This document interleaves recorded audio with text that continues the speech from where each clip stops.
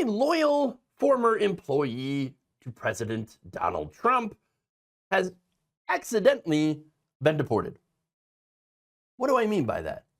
Hold on, this is an interesting story, okay?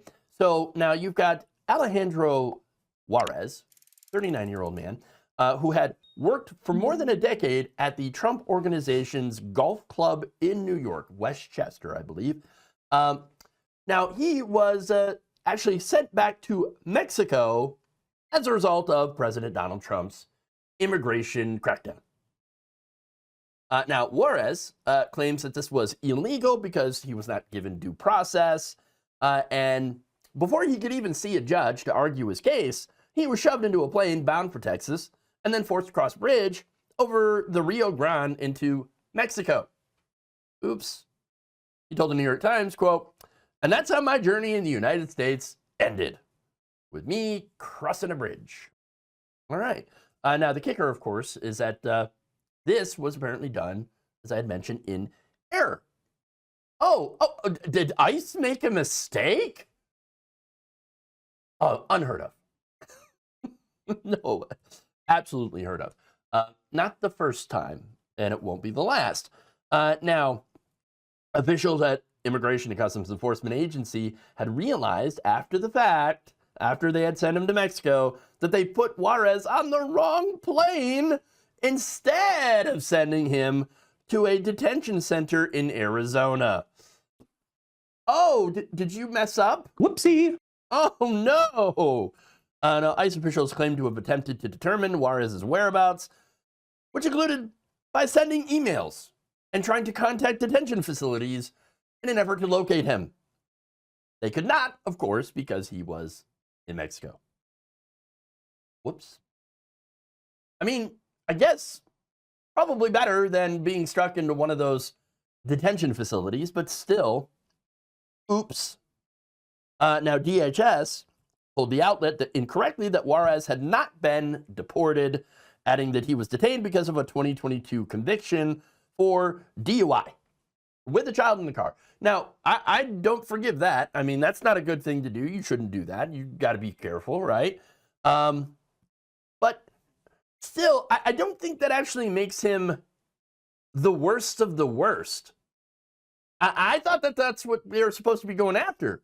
You know, the worst of the worst, the criminals and the rapists and the murderers. And the guy who got caught having a beer in the car.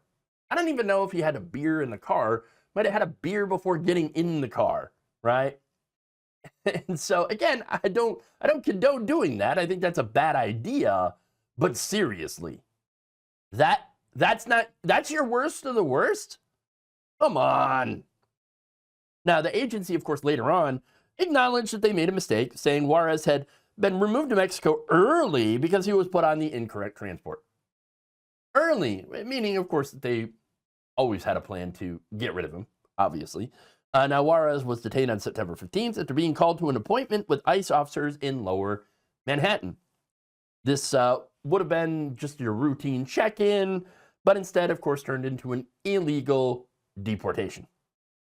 Juarez should have had a scheduled hearing before a judge to plead his case, which is part of due process. But by the time of his hearing on September 25th, Juarez was long gone. Just gone.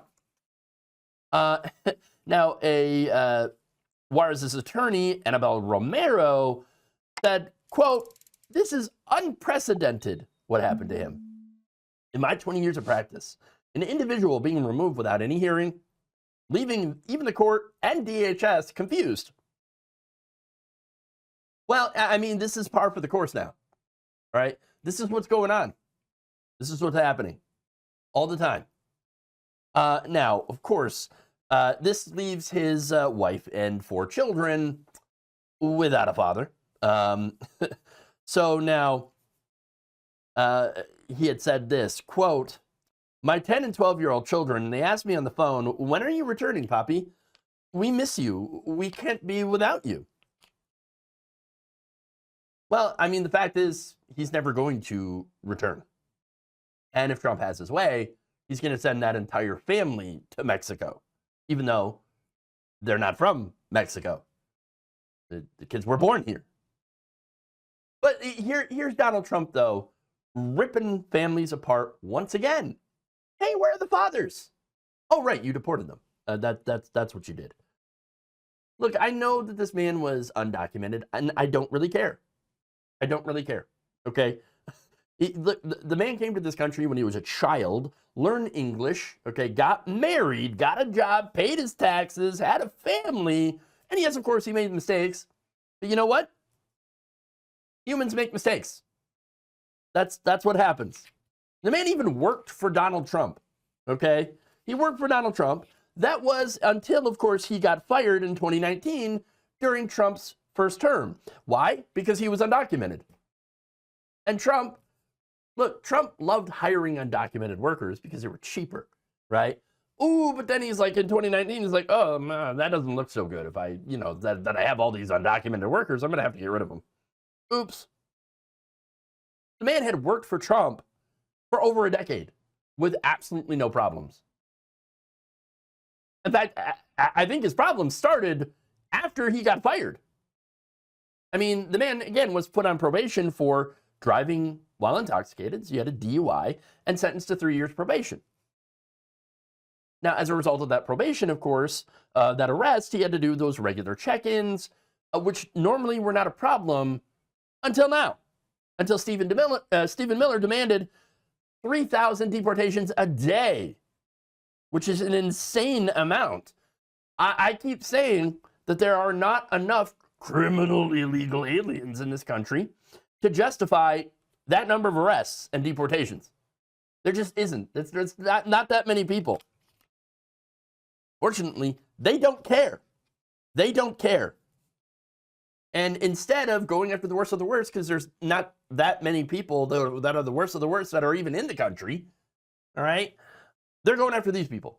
People who might have had a DUI or some other misdemeanor, right? Or people just going to work who might be undocumented or might have let their, visas lapse.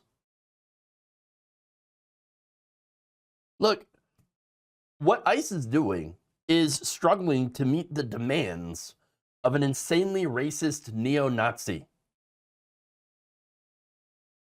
That's who Stephen Miller is. Do you think that Stephen Miller cares at all about the due process of these immigrants? Not at all. What he does care about is just hurting brown people. Thank you for watching. If you enjoyed this video, please like, share, subscribe, hit the bell icon in order to get notified whenever a new video is released. And if you want to support independent, progressive media through this difficult time where it seems like everybody is shutting down, you can become a member on our YouTube page, you can become a subscriber on Facebook, or you can go to my Patreon. It's patreon.com/Jeff Waldorf. Thank you.